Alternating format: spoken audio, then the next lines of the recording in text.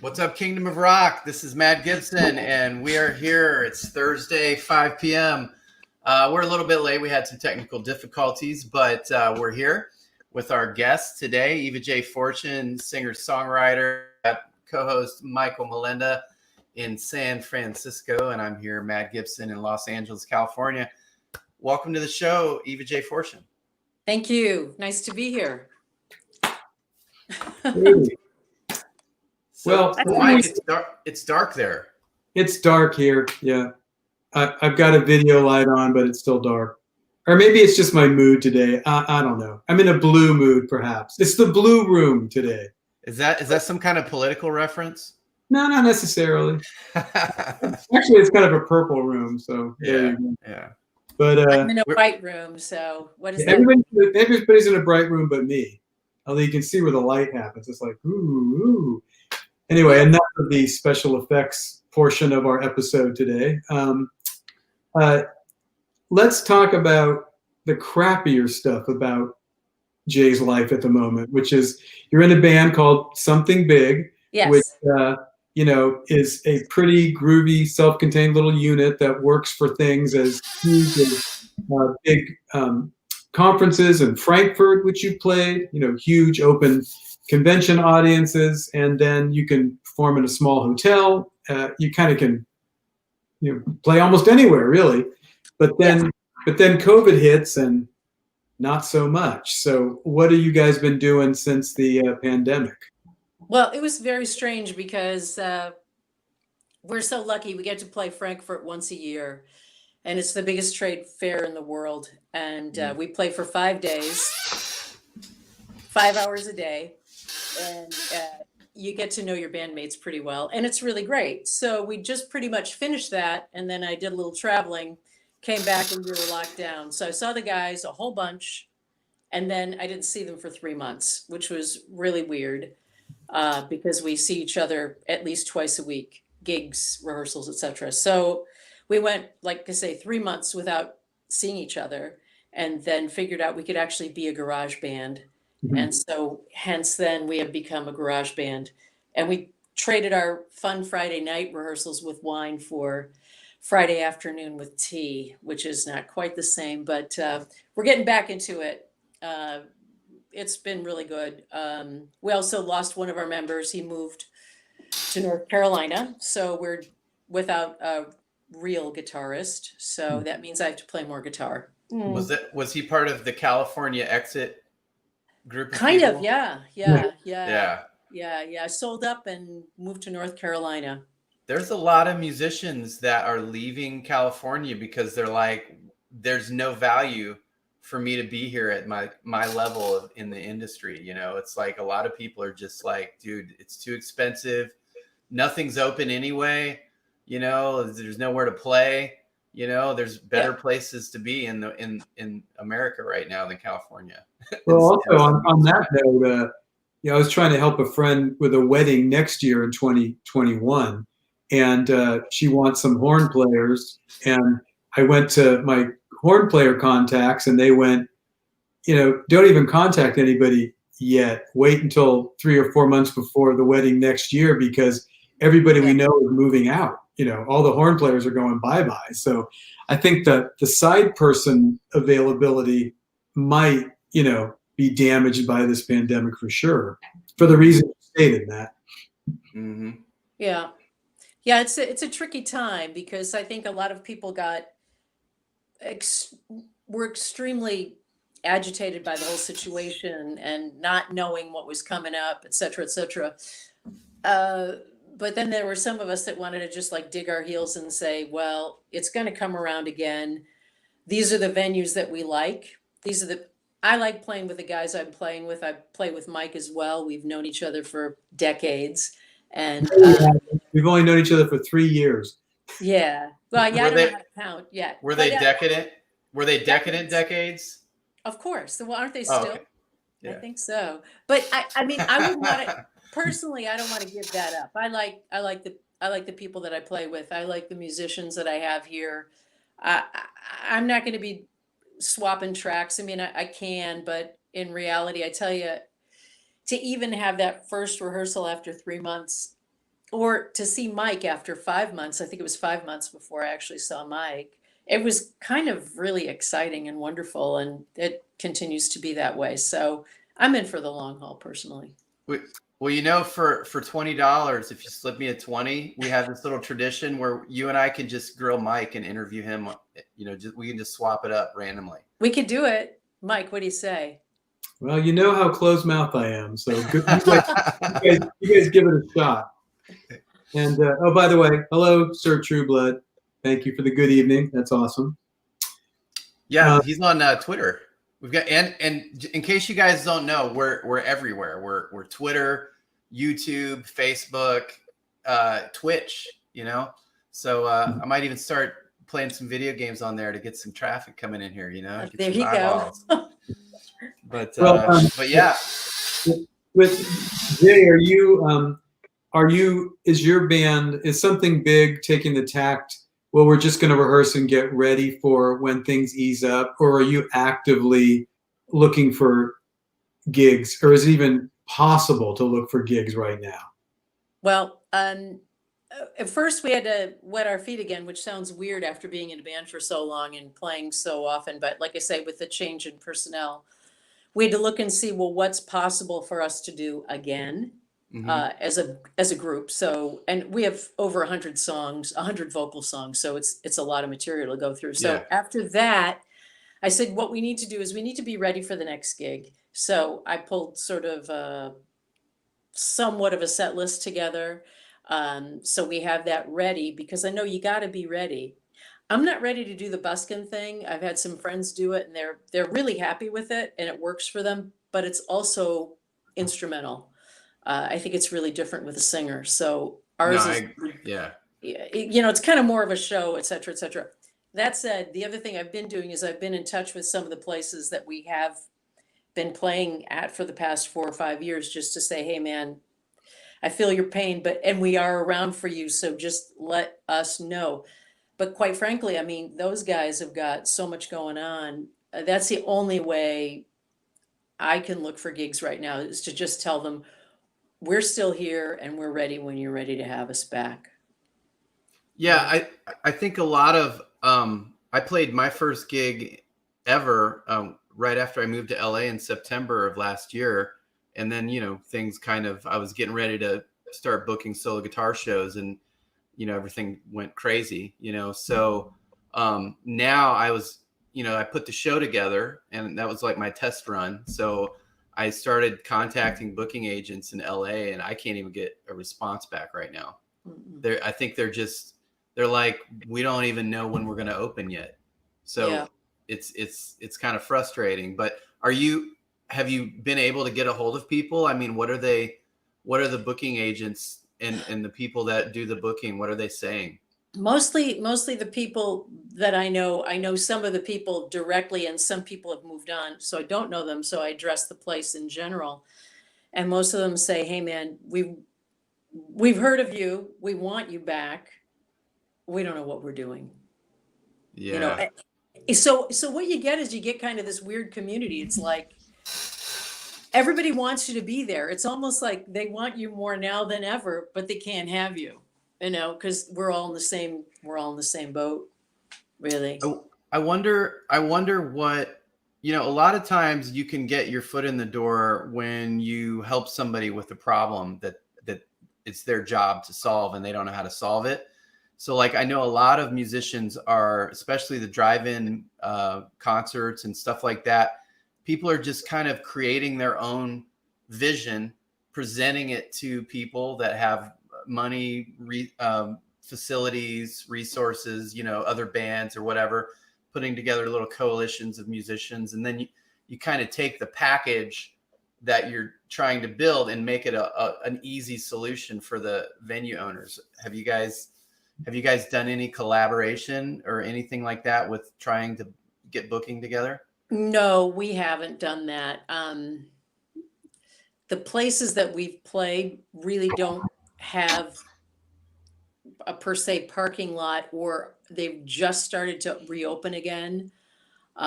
So you kind of have to tread a little carefully, I think, because like I say, everyone's in the same sort of panic mode.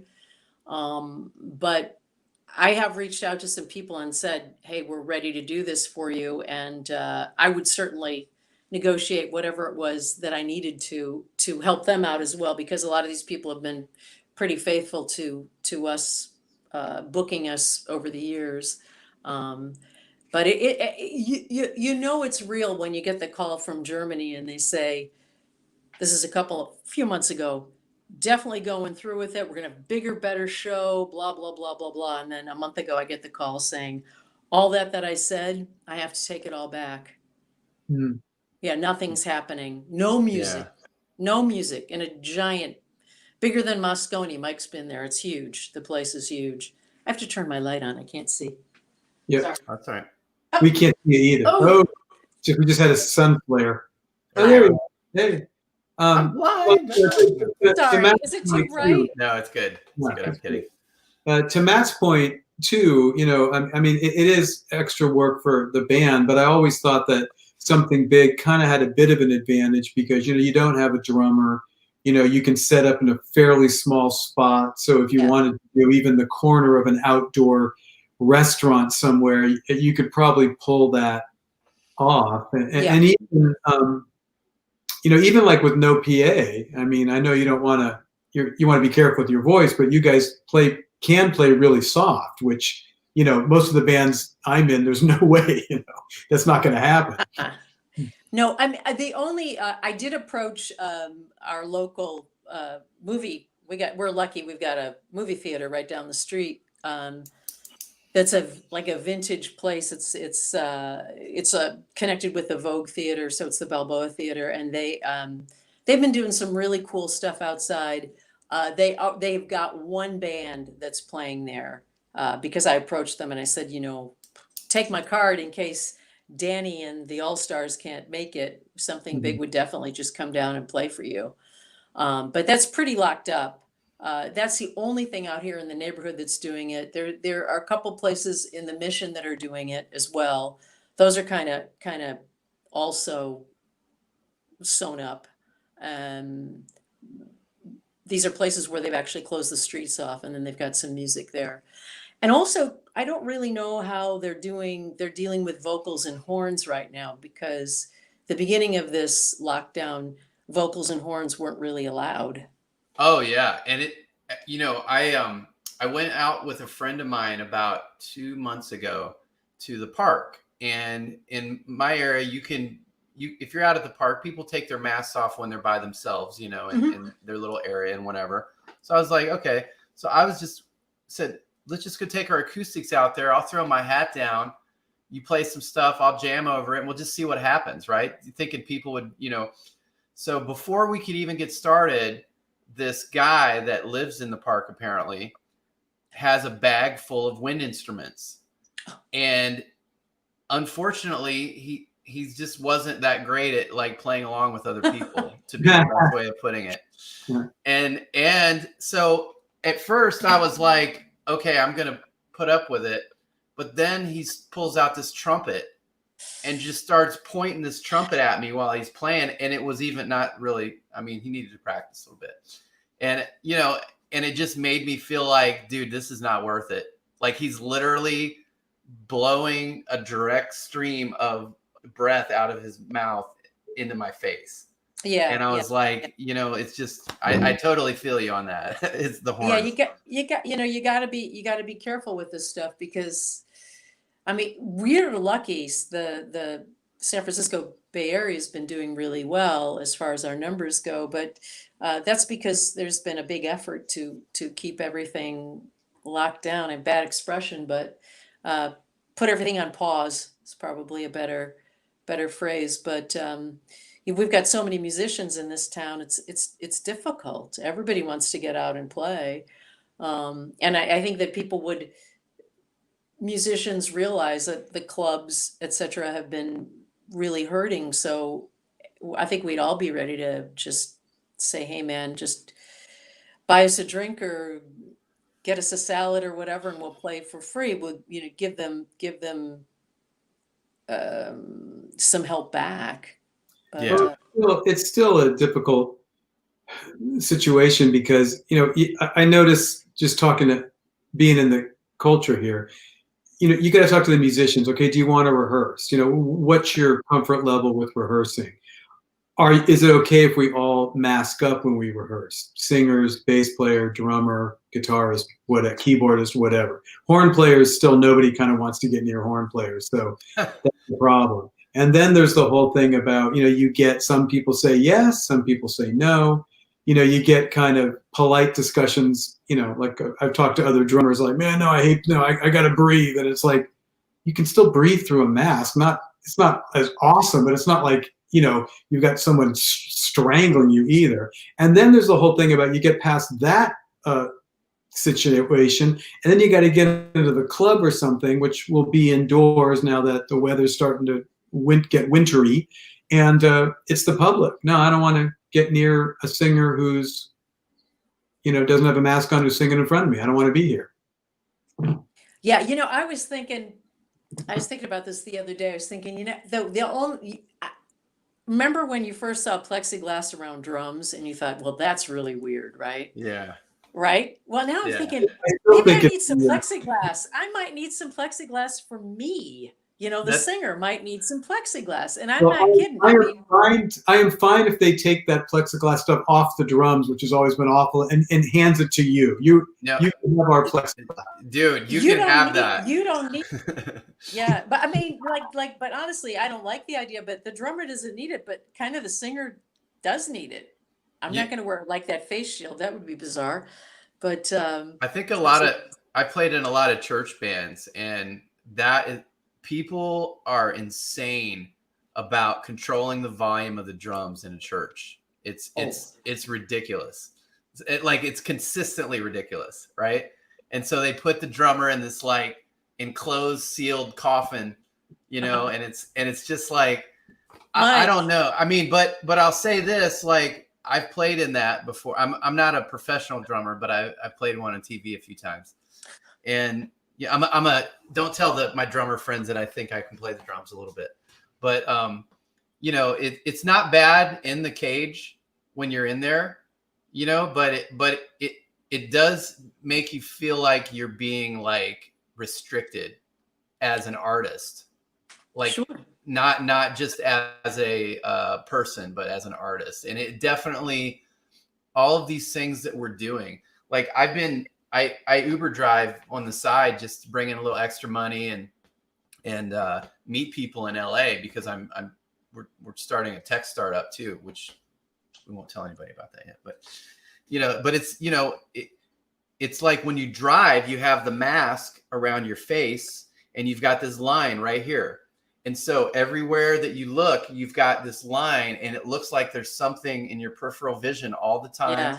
Yeah. It affects the way that you drive, really, and makes me stressed out more because when you go to get over, you're like, oh, did I just see something? I was like, no, it's the mask, So like, yeah, I think it's definitely, I agree with Mike that it's not a big deal, but it's definitely a hindrance to being artistic. Yes. We all have choices to make. It's not going away. So we go, and everyone's production. I'm not a mask up. I don't want to do that. So okay, don't play. I mean, it's your choice, but it's not going to go away. So we're going to have to be careful with each other and careful with our fan audiences as well. It's fun when this pandemic first started. I go to Poland once a year to do the Jimi Hendrix Festival, which is a big deal. And of course, we couldn't do it this year because of COVID, but they tried to have it virtually, and they had a live stream from some club in Wrocław, which is where this is in Poland. And early on, the Poles decided to wear like these welding things, like the screens that kind of come down. And it was hilarious because the singers would, either try to sing with it or they try to put, the mic over, like here, and then here's the screen. So you'd have all these hilarious things where they'd move their head and pull the mic over them. I mean, it was like a comedy act. Good for Dennis. They were trying to keep the spewage to a minimum. now's the time to invent a space rock band so that we can just get like helmets that have internal, like you could use not football helmets. What do you call that? The motorcycle helmets where they have the built-in electronics. Oh yeah, yeah. So you could use it as a microphone, have it all set up. That would be interesting. Is if we weren't building a tech startup, maybe somebody should build a singer helmet. Well, what about that? What about that thing that Peter Frampton, that tube thing that he put in his mouth? Oh, the vocoder. Yeah. Maybe just everyone has to do vocoders now. That would be sweet. What a bad idea. The good thing about putting it into a motorcycle helmet is that you also have that. What am I trying to say?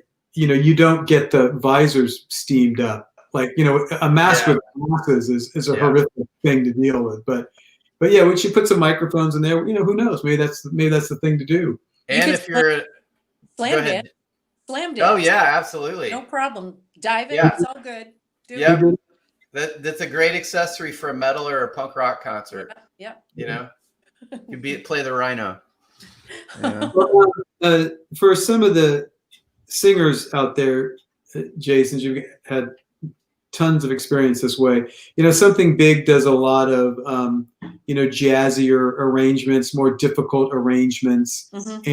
And, how do you deal with the whole phrasing aspect? Because, I don't think it's a big deal for a lot of typical rock singers or whatever, or maybe it is. I don't want to say anything controversial and everybody pissed off at me, but for the music you're doing, it's a big deal to have the phrasing locked in and personal to you. So maybe you can kind of go through some of that.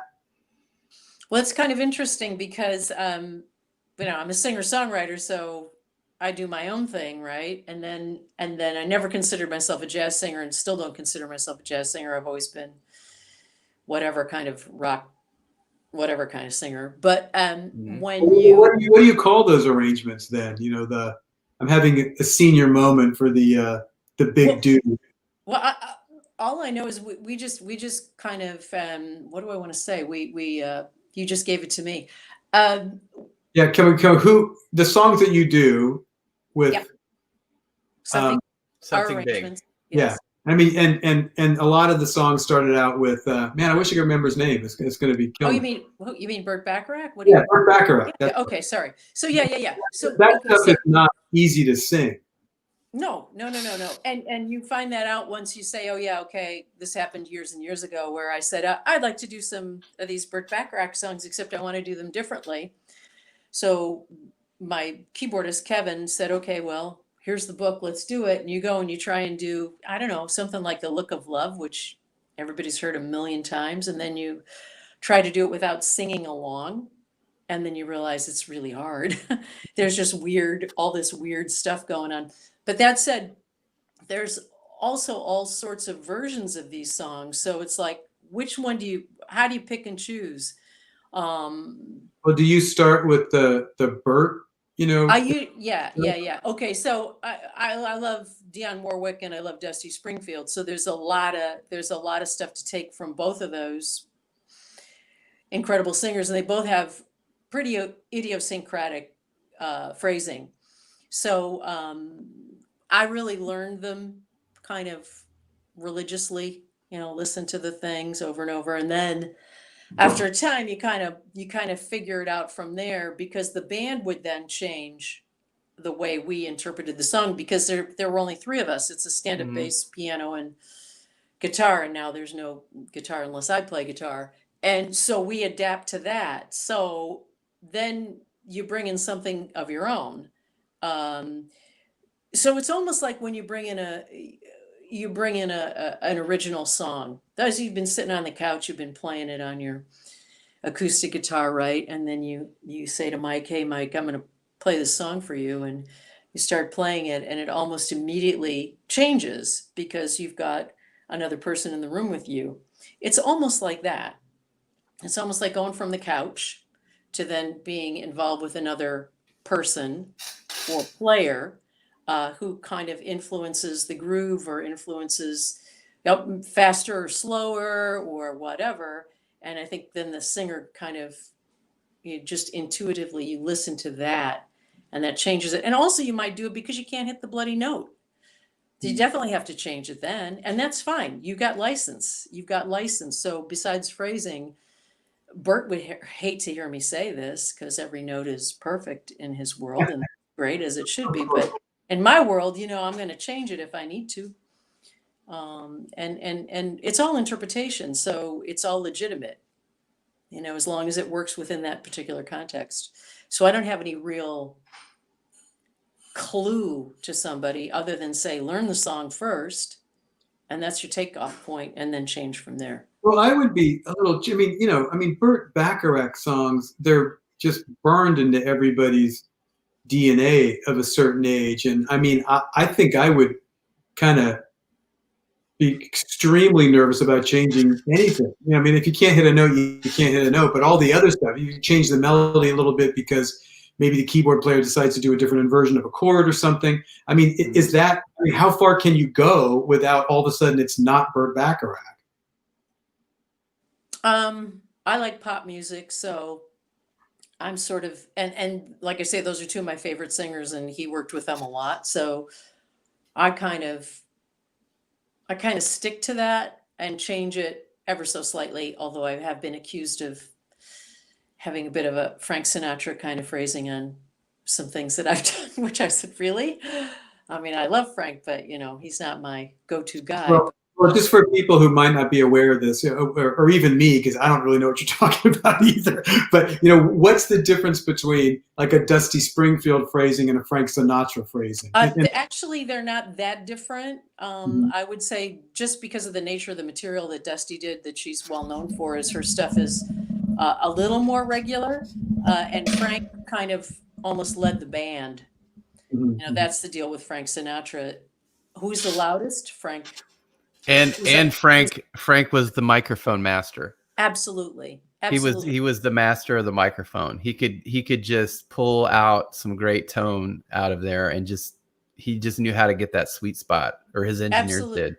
No, he did, because when you think about it, when you look at some of those, sometimes I'll look at, like we're doing Dream a Little Dream of Me. So I always knew the Cass Elliot version, and I always liked that and listened to it. And then I was like, well, there's a million versions of these. So I listened to one to Doris Day. I like Doris Day. I'm not like I say, I'm not steeped in that stuff, but I listened to it. And just the idea of her with the big band, it was like with Frank in the big band, like the star comes out and everything gets a little quieter, and then they take over the mic, and they had to be able to do that live.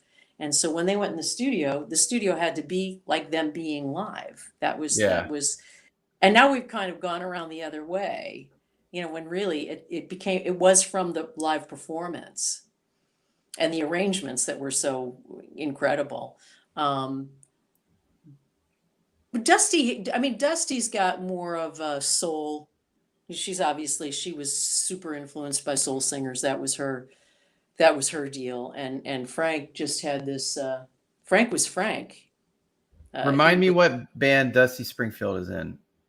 Dusty Springfield, she was a 60s pop star. She started out solo artist. Yeah, she started out with her brother in a band called the Springfields, and he wrote a bunch of songs. He wrote Georgie Girl and what's that Australian band from Men at Work? No, way before that, like from the 60s. I can't think of it. Boingo? You mean back to the 60s. Like the Easy Beats? No, but after the Easy Beats. Anyway, I'll think of it later. But anyway, so they did those kind of things. And then Dusty was kind of like, she was the hit girl, right? So she like Dionne Warwick had all those hits here. They did a lot of the same songs.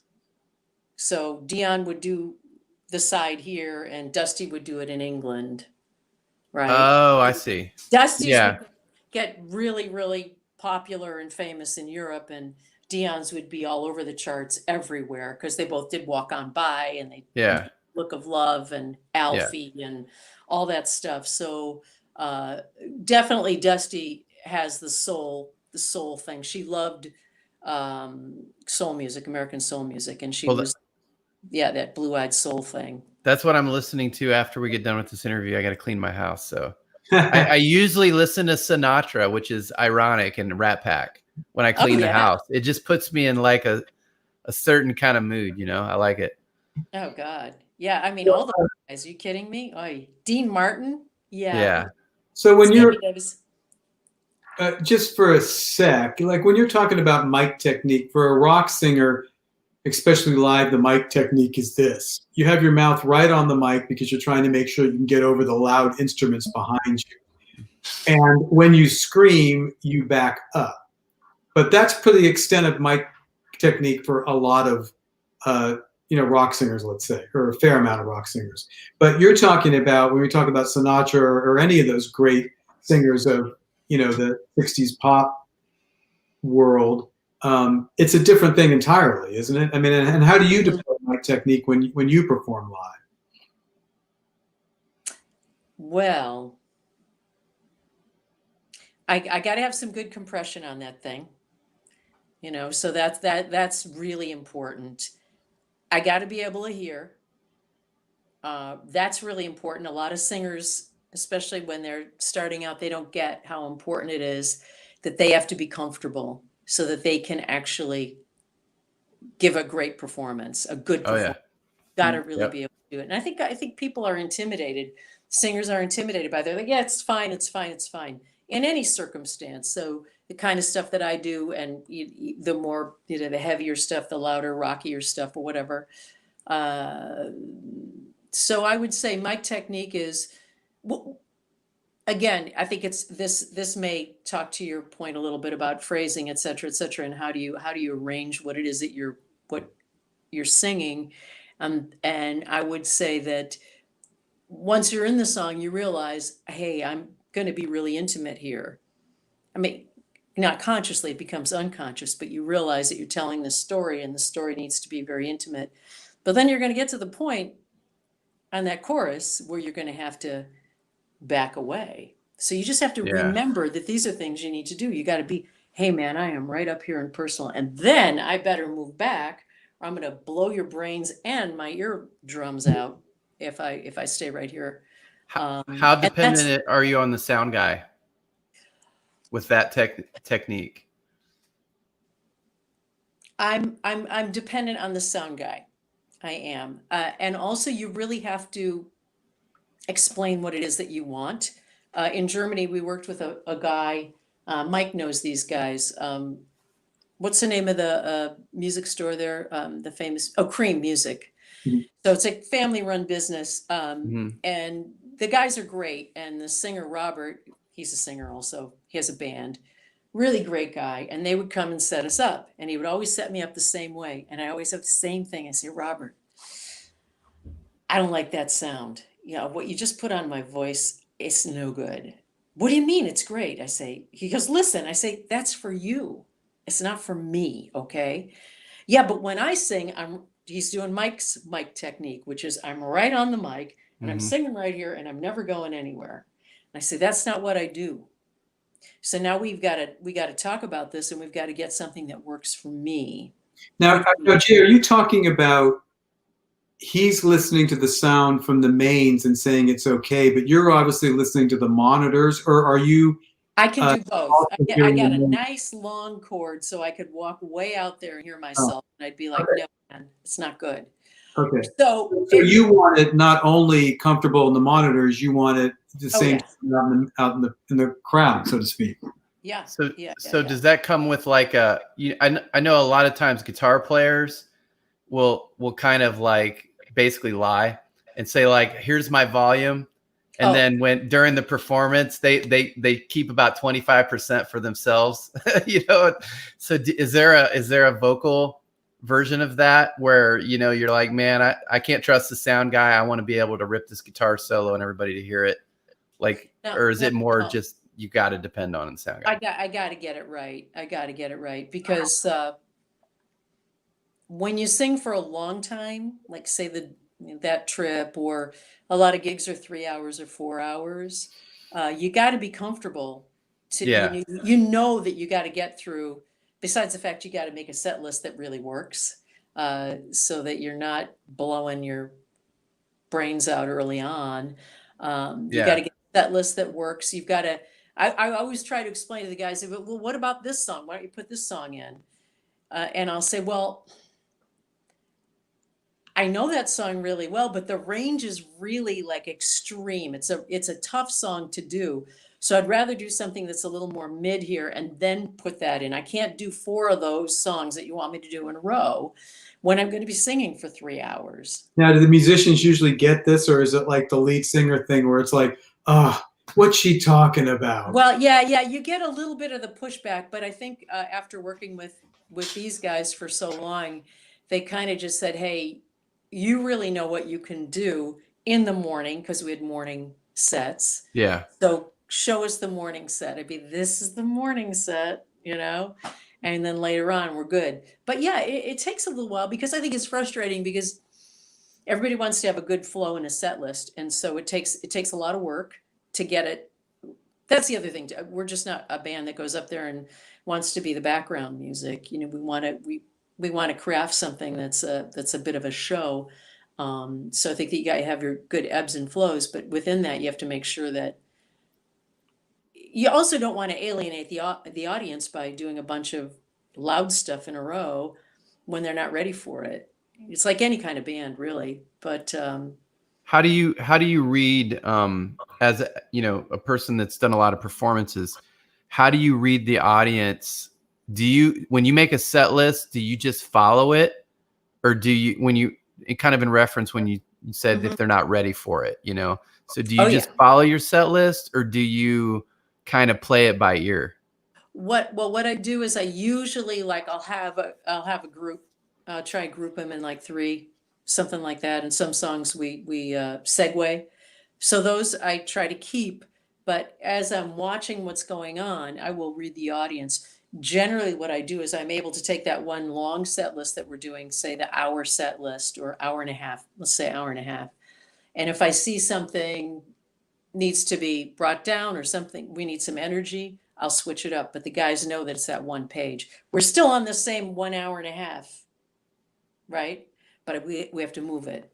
And you have to be able to do that, because, you may have somebody in there, they just fell in love with the last song that you did, and that they want another one that's similar, or you've done this song that you love and you feel like it's just kind of fallen completely flat, you might want to switch it up there. And I think that you got to be mindful of your audience. I'm not one of those, do I do this for myself? Yes, but I'm not just there to do it for myself. The reason why I'm doing it is because I want those people, as they say, you like to communicate. I can go down and play by myself as much as I want to, but if I have an audience there, of course you want to communicate to those people that are there. What do you do with people when you get to a gig, and like there's a couple of there's like performance gigs where it's just a performance and people are there to see you play, and then there's kind of the side gigs that are like at a restaurant or a bar or a club, and people are talking and visiting, but they're not necessarily there to see you specifically. How do you navigate that gig where everyone's just talking and just, that entry, not necessarily entry level, but like it's that kind of gig? Yeah. I know what you mean. We've done a lot of them. And I don't want the guys to have to do all the instrumentals either. So I'm going to go get a glass of wine. That's not really fair. You try to judge. So you see what's going on, you hear the volume, and you think, am I going to try and compete with them? Right? That's one way of doing it. Yeah. How can I engage them? Do I need to engage them with something that's a bit more up-tempo? Do I need to engage them with something that's got more rhythm? Or do I need to just have a leap of faith and do a big, badass ballad? And sometimes you do that big, badass ballad that you didn't mean to put in that place, and the noise is way up here, and suddenly it's gone. Yeah, everyone's like, I don't want to be the person to talk over that. Yeah. Or they're like, oh my God, wow. They're actually doing Betcha by Golly, wow, who does that? You know what I mean? Yeah. And so it's and then it's kind of fun. and if it doesn't work, hey, it doesn't work. It's okay. Well, it must be. Oh, by the way, hi Jimmy Fleming and hi Toby Simmons and Toby. I really don't. I'm Italian. I don't have an indoor voice, but thank you for the suggestion. I have a big voice all the time. Oh God, I thought I was making a lot of noise. Sorry, what? I thought I was making a lot of noise. I thought I was too loud. I thought I was using my Italian voice. No, I think Toby's talking about playing gigs. You know. Oh, okay, all right. But the whole thing of the psychology of the set list gets talked a lot. But a lot of musicians. I mean, it kind of depends what band you're in and the people you're playing with. But some musicians are like tied to it. It's like we worked it out. We're going to stick with this. Here we go. Some musicians are amazing because you'll have the lead singer or the musical director will just say, okay, and they'll call it right there on the bandstand, which is crazy. And some is, it seems like your band's kind of a combination of the both, but for you, if you do a restaurant gig or a sit down gig, you really don't know what the audience is going to be before you walk in the door. So it must be kind of difficult to plan how you're going to engage them ahead of time. Mm-hmm. Are they going to be rowdy? Are they going to be quiet? Are they going to be a combination of both? The audience is a funny animal. Yeah, it's a funny thing. You have to.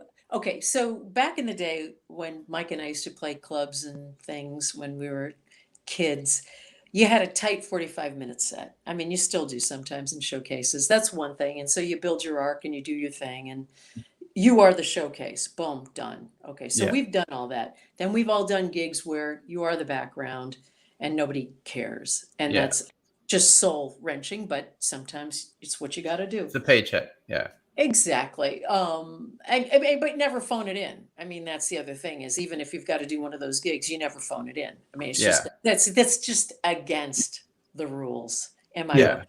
Yeah. But I've done all those gigs where you start off and it's a party, like a private party, private function, art people, blah blah, and they're so disengaged almost. They're just so, you're going, oh wow, what do I do with the painting, right? Oh God. And then you kind of try and see where they're at because you see that maybe now they've had a couple glasses of wine and they're moving a little bit and you're like, okay, this is groovy. So we have to change it. We're going to bring it up a little bit. And then you get to a point where they're so crazy that there are flowers on the table and they start throwing the flowers at you, because that's what happens when people are engaged and with alcohol as well. And also the music just gets them. If the music gets them, the music gets them and they become less inhibited and you just hope for the best. I mean, like I say, you don't know, How do you get them to throw money instead of flowers? I know, right? Yeah. That's the thing. There would be a good seminar on that. Well, it's also interesting too, because, you make an interesting point about, really listening or viewing where your audience is at, because the thing to me, especially, in my job, seeing a million guitar players when I was at Guitar Player Magazine and, wireless guitar units where you can step off stage.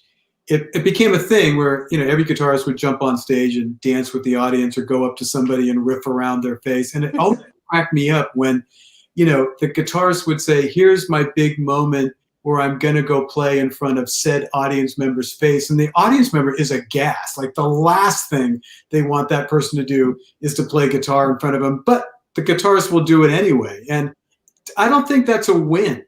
I think that's sticking to the script to the point of you're damaging yourself. Like jump down there. Never going to come back and see you again. Yeah, jump down there, realize it's not working, and then just like pretend like they're not even there and go back up on stage and you're good. They probably would like you then. Well, but the things where it's almost like, I'm sure we're all the same way. You'll know when the guitar player is getting ready to do it. And I'll kind of scan the room and go, where's he or she going to go? Oh, that person's closest to the stage. And you can look at that person that they want to interact with, and you can know immediately they don't want this to happen. And the guitar player should have known that before he or she jumped down to do it, but they always kind of blow it. It's hysterical to me. I used to make... It's like a spinal tap, you know? It's totally like a spinal tap move. Like, oh, do not do that. Why are you doing that? It's because guitar players can get wasted and still do the set, and no one else can, right? Because, you know, it's like... That's true. Yeah, and so you got a wasted guitar player making bad choices. You know, it's just that. Yeah. At least I've heard a lot of stories about that. I can't say that for all guitar players. I can say that, you know, definitely I've seen shows throughout my years where every single member of the band stand has gotten completely in their cups at some point. So, you know, the bass player could do it, the drummer could do it. I mean, and various levels of you know, good or bad for the band as a whole. You usually don't want the drummer too drunk, because then the groove goes out the window. Yeah. But I've seen some hilarious moments too. That it's just the work we do is so funny, because even if you have the tight set list and you're not going to read the room, there's still so many options just to go down in flames. It's unbelievable. Oh yeah. And really, it's kind of like dating, isn't it? It's kind of, and I'm a new single dating expert now. I've been failing at dating for so long, but I recently started doing that, and first time in about 25, 30 years, you know, and it's kind of helping me understand the plight of musicians, because the audience is like the person that you're trying to get to go out with you. Absolutely. And you have to court them. You have to get them to feel comfortable with you, to trust you, you know, so you're building trust, you're building relationships with people.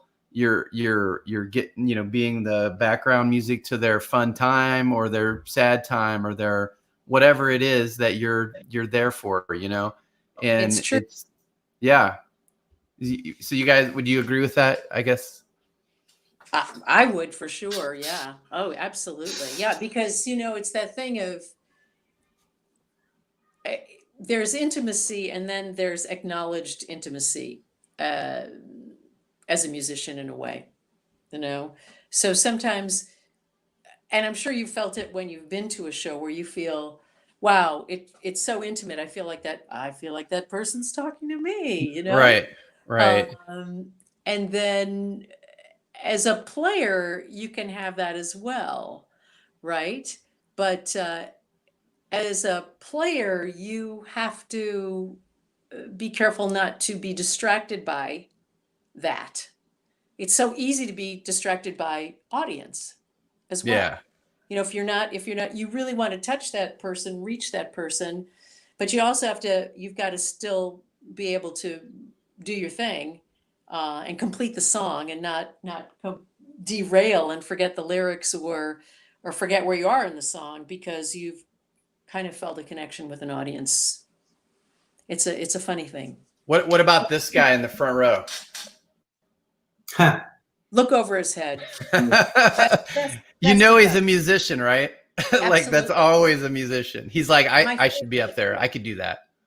Then my favorite thing is this, especially when I'm sure you guys have had this happen to you. You're playing your original music, right? You're there and you do this set, and you know you're happy with it, right? You like feel like, oh yeah, that was good. And so some people come and they want to talk to you, and that's great. And some you don't know, and you're like, it was just really like everybody's high, just going, wow, that was great. I love the blah blah blah. And then there's the last guy. He's been waiting in line, right? To you, and he looks at you like this, like the guy in the front row, and he says, "It was pretty good. It was pretty good." You're like, "Thanks. What do you say that? That was pretty good." I'm thinking, you waited in line to talk to me to say that was pretty good. That's all you got, huh? I know he was a musician. You know? Yeah. But wow, that's why the audience is funny and fun quite often. I always, it's so funny because you don't want to alienate people, but sometimes if somebody comes up and they're like really jerks about it, hey man, the bass was out of tune, or your drummer missed the accent on bar 7 of song 3 at, it's like, like, hey man, thanks for that. I'll make sure to give them notes next rehearsal. Right. But we're not playing for people that notice the drummer missed bar 3 in song 7. We're playing for people who just want to have a good time. Yeah. But Well, thank you for being scrupulously detail oriented on your critical listening. I have something in my back pocket for those moments where I'm going to be like, well, you were the absolute worst audience member in the entire building. So I watched you the whole time. You didn't get into the show. You had your arms crossed. You were evaluating me the whole time. I felt judged, and it took away all my mojo. So thank you for being the worst audience member in the entire building.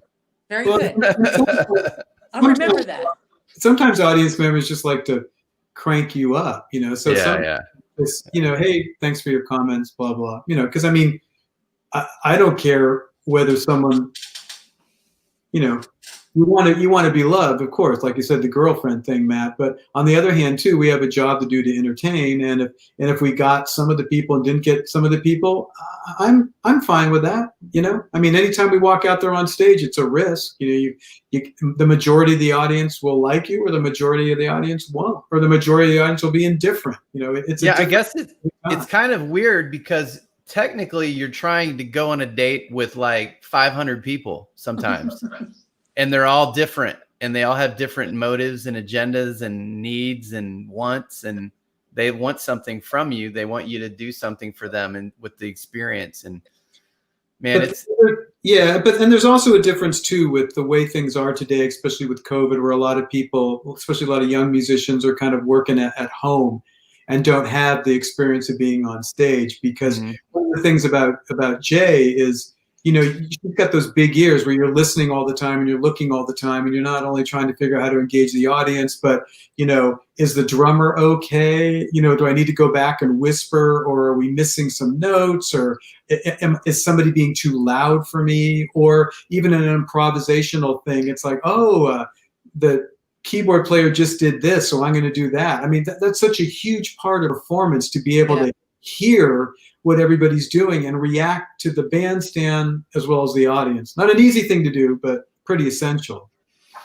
Yeah. I hear that. I think back to when I first started playing on stage, and I do remember the exciting, but also the terror of it, where it's so easy to kind of only focus on what it is that you're doing, when actually you're in a band, and you've got to be aware of what's all around you. And I think that it's not an easy thing to get right away when you're a young musician. It's not an easy thing to do. And you may be able to do it in your rehearsal room, but when you get up on stage, you have to get used to it. You've got to realize that your unit, you're not all on your own up there, unless you're a solo artist. Different. Well, I think if that happens in the rehearsal space, you have to kick someone's ass, because I don't think that changes when you go on stage. And I think you made a good point there. It's like, if you're the type of musician who's worried about their parts alone, then maybe you shouldn't be in a band, Dude. Because you have to listen to everybody, and you have to contribute to the show. You can't be sitting there going, here comes my solo, here comes my solo. My solo's going to be great. My solo's going to be great. I don't care what anybody else is doing. My solo's going to be great. That's not being a musician. That's being a selfish jerk, really. Yeah. Well, that's, you gotta figure out how to maneuver being in a band if you want to be in a band. Bands are great. I love bands. I can't do anything solo. I'm chicken. I like to have people around me. I do. It feels good. And one thing, I spent 20 years in the military, and during that time I was kind of just playing at church and doing things on my own, just as a hobby. But I wanted to be a professional musician, but I didn't know how to, at the time. Sure. And the show is kind of me learning how to do that partially. But the idea of, oh shoot, what was I just talking about? I lost my thought. Because you were in the military and you really wanted to be a professional musician, but and we were talking about okay, anyway, I can't remember. Being a part of a unit. Does that help? Being a part of a group? Yeah, we were Well, let me say this other thought. It might bring it to me. I want to show this comment that came up while you guys were talking.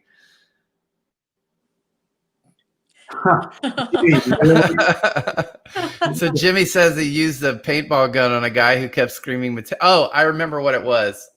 You know, I used to be the guy that would yell "Freebird" at the show. Yeah, I did it because I was a metal guy, and I just always liked to cause trouble with that. But I did it at my friend's band, and he was the drummer. And in front of the whole crowd, he says, "I got your Freebird," and he stands up and flips me off. I was like, I never did that again. But anyway, little side thing. My favorite heckle was Mike. Do you remember? I don't know if you remember this. We played Paradise, Above Paradise in San Francisco. It was a great club, and we were doing our thing, which I don't even know how to describe our music, but there was a guy, and he was yelling Motorhead. And it just was hilarious because it was like we couldn't be further from Motorhead. But I appreciated the heckle, you know, because it was just so out of context. So you can be a good heckler. But think about how cool it would have been if you had the Ace of Spades hip pocketed and you just like whipped it out at that moment too. But that would have been sweet. Or if we had Jimmy's paint gun, you mean? Exactly. Yeah, that too. Better. Yeah. That too. Yeah, well, hey, we're getting close to the top of the hour here, so I just wanted to be mindful of our time. Thank you, Jay, for being on the show. And pleasure. Where can people get a hold of you? Like how can they find out more about you? Easiest thing, of course, I hate to say, is Facebook. Okay. Yeah. Just find me there. And Eva Jay Fortune, is that where you? Okay. Yeah, Eva Jay Fortune. Then there's Something Big is the name of the other band, and there's Eva Jay Fortune Band. So there's stuff, and there's stuff on YouTube. So yeah. Mike, do you have any closing comments? I'm still tripping out at Jimmy shooting people in his audience here and seeming. Okay.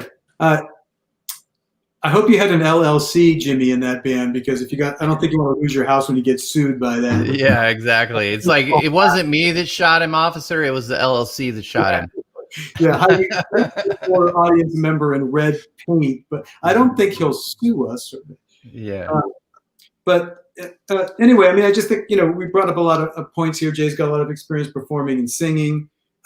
Nothing's easy about this gig. Everybody wants to be a rock star all the time. And I think when you really get into it and you're serious about it, you realize that, oh man, this is not easy. But to drill down into all the threads that we have to negotiate as musicians, listening, health, the show, watching, the audience, it's really a big thing. And I've always appreciated that, in bands like Something Big, where, Jay's able to, it's a little bit quieter, and just to watch how she kind of weaves her spell through these moments is it's the mark of a musician who is actually playing to the crowd, which is an amazing thing to see. So bravo to you for that, Jay. Thank you. Thank you. I remember what I was going to say now. I'm going to go ahead and say it. So I was in the military and I was trying to, figure it out, and I didn't know, but I didn't have very many friends that were musicians, so when I first launched the show, I was like, I'm just going to add as many musicians on social media as I can. And then maybe they'll be interested in the show or whatever. And so I just added like 2,000 or 3,000 musicians to my Facebook page one day. Wow.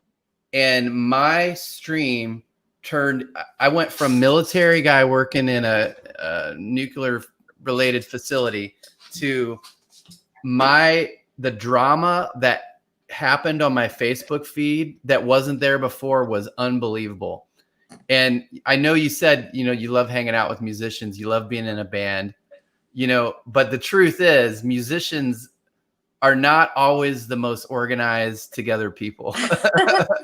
Yeah. And sure. And there's fun stories, but there's a lot of drama. I just was going to ask you, how do you you've been in the business for a long time. How do you keep your life drama free when you hang out with musicians a lot? Well, gosh, I think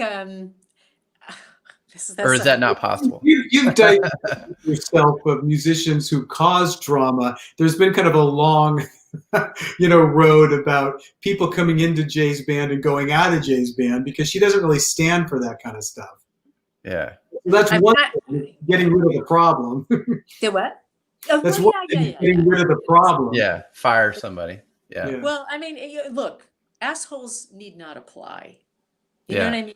You want to play. Yeah. I don't care how good you are. If you're a jerk, I don't want to play with you. Yeah. Why? It's no fun.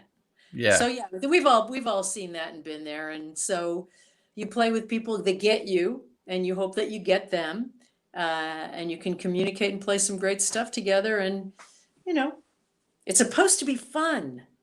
You're supposed to be playing music, right? It's supposed to be fun. So But to Matt's point, it's weird though, because I mean, I don't want to get too specific about this because I don't want to get in trouble. But let's just say that you're playing a gig, and you're a certain age, I'm a certain age, the other band's a certain age. You figure, what have we got to prove? We're just going to get out there and play and have a good time. And then maybe the other band gets a little bit big timing on you or rock starring on you. And that always just cracks me up because it's like, we're playing the same crappy joint. Yeah. Why do you think that I'm sharing the stage with you. We're the headliner, bro. We're not allowed to use that, or turn off the lights when they come on. I mean, it's hysterical. And I think it kind of almost, I guess it might come from the 70s where the big bands did that a lot to opening bands. But I mean, trust me, nobody I'm playing with these days was in the Rolling Stones or the Kinks or whatever, or Led Zeppelin, and or played or opened for Led Zeppelin and got crapped on. It's just like, I don't know how this stuff happened. So, how I deal with that drama is just to pretend it didn't exist. Okay, fine, whatever, dude. Yeah. No, the pro people I played with, we opened for, I don't have any bad stories about them. They were all totally cool. They were just like, Southside Johnny helped carry an equipment for us at the Stone. Mm-hmm. He's just like, hey man, you need a hand? There might be big problems like that too. And some of the other problems were just due to my ego. Like we opened up for Renaissance and Annie Haslam wouldn't allow us to move her huge ass monitors in the middle of the stage where I wanted to stand. So obviously she needed that to make sure that her show was good, that she could hear herself fine. Some of the things you discussed earlier, Jay, about being comfortable. Yeah. That's what she needed. She was the headliner. She totally had every right to do that. And, the young Mike was kind of like, this sucks. What the hell? But but I've never really had any big rock star give me trouble. It's always the low end rock stars or the medium rock stars that cause trouble. Insecure, man. And guess what? We all are. So, don't carry your insecurity and say, well, I'm insecure, so that's why I'm a jerk. Nah, you're just being a jerk. The music business is literally about reverse engineering your ego.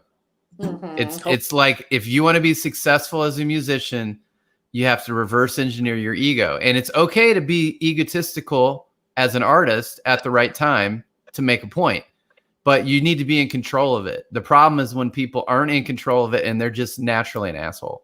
Yeah, those are the ones that you got to watch out for. Like the people we had on the show that have made really great careers as side people, what they've told us all the time, Matt and the Kingdom of Rock, is, it's more, you have to be able to play, but it's more important that it's great to hang around me because I'm on a bus with these other guys and nobody wants to hang around with the jerk, So your personal grace, so to speak, is more important than your technique. On the other hand, you could look at someone like an Axl Rose, who in the early days of Guns N' Roses was just insufferable, but because they were minting money for the record company, that everybody just said, that's okay.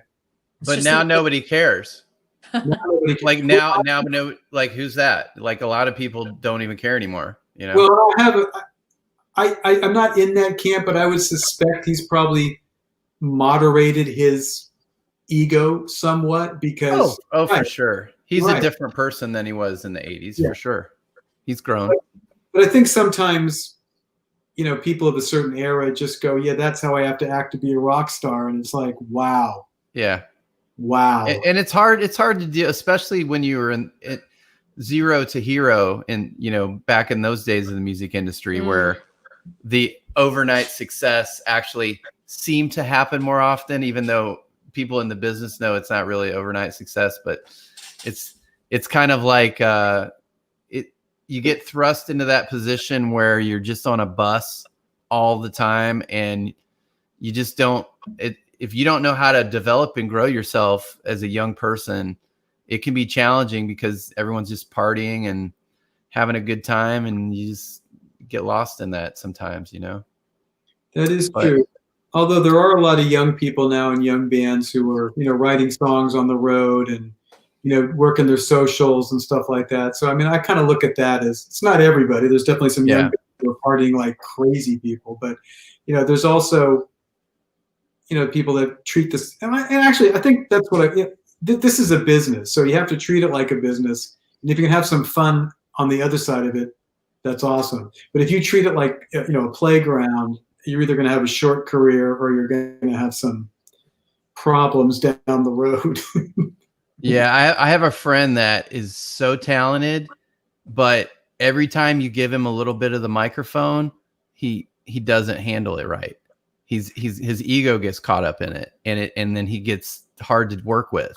So nobody wants to work with him, and he's so talented. It aggravates me, you know. But I just wanted to say again, we're kind of on a tangent here, but not really. It's a very important thing that we're talking about. But just to close out, you know, it's been a privilege for you to be here today and get to know you a little bit. So thank you again. And just wanted you guys to know that we are going to start doing meetups in LA for musicians and people in some other spaces in tech and business. And we're trying to kind of put together, you know, with Kingdom of Rock, kind of a community of people that can all help each other. So, you know, like we've started building a tech startup out of Kingdom of Rock and some of the people that we've met. You know, other people, show guests have, we've paired people up and they're working on business projects together. So it's kind of a community. So if you're a musician and you want to be part of the Kingdom of Rock community, obviously watch the show. We're here. You can talk to us, ask us whatever questions you want, but you can also send us an email at kingdomofrockpodcast@gmail.com. Tell us about your band. Maybe we'll have you on the show, you know, just let us know. But Eva Jay Fortune, thank you so much for being on Kingdom of Rock. Michael, Melinda, peace out. Kingdom of Rock Thank you. out. Bye, guys.